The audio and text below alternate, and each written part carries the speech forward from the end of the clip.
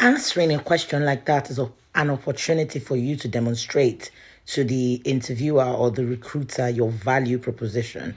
That's not really the best time for you to talk about things that don't really aid your application. For an example, if you were asked that particular question and you'd interviewed for a role that requires someone who's extremely organized and who knows how to make things happen, when they ask you the question, tell me about yourself, that's a good opportunity to highlight that strength, to bring out that value proposition.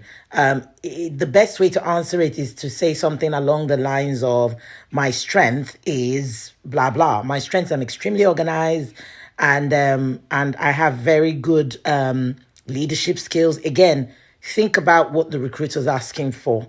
Use the opportunity of tell us about yourself to bring to light your strengths, your value proposition.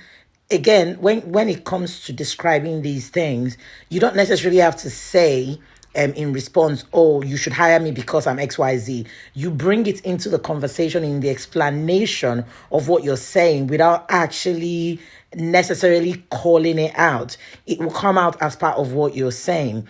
That question is really important. The question of who, tell us about yourself, is really important, because if you don't answer it right, you may have lost the opportunity to keep the recruiter's focus throughout the interview.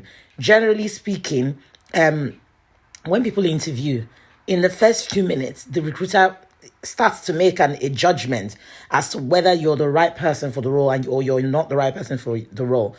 Competition at the moment is very big, very high. So from the very first question you're asked, you have to position yourself as the right person for the role by always thinking from the perspective of the recruiter.